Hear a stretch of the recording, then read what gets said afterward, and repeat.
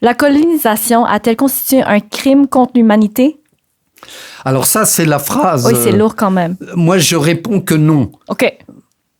C'est la phrase prononcée par Emmanuel Macron en 2017 en Algérie. Mais moi, je réponds non. La colonisation, comme je vous l'ai dit tout à l'heure, elle a fait partie de l'histoire. 1830. La France voulait-elle vraiment conquérir l'Algérie? Non, c'est le hasard. C'est le hasard. L'émir Abdelkader était-il l'adversaire rêvé pour la France?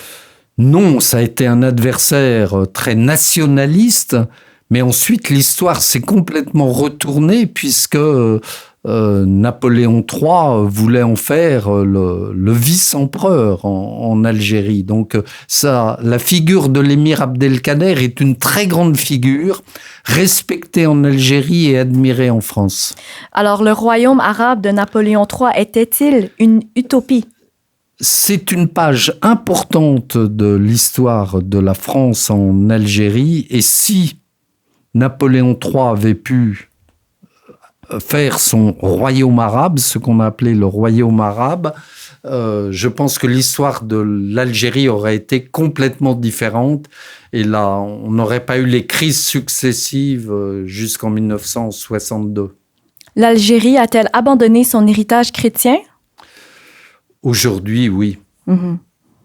Et le Sahara a-t-il toujours été algérien? Non. C'est la France qui a conquis jusqu'au début du XXe siècle, qui a conquis le Sahara. Et ça a été extrêmement dur. Mm-hmm. L'indépendance a-t-elle contraint les Juifs à l'exil dans leur propre pays? Oui, les Juifs d'Algérie qui étaient là avant l'occupation ottomane, avant la colonisation ottomane, les Juifs d'Algérie ont dû quitter ce pays.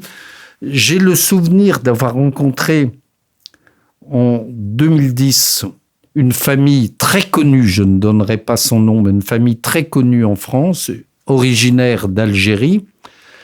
Et cette famille avait quitté l'Algérie en 1962.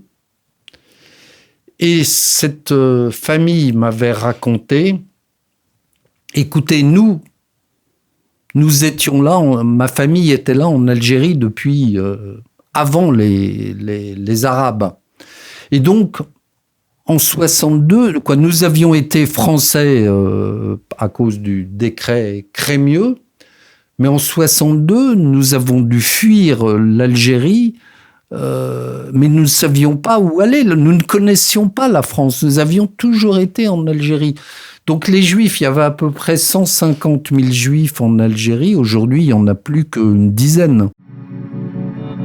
Radio Azul International, la radio sans frontières.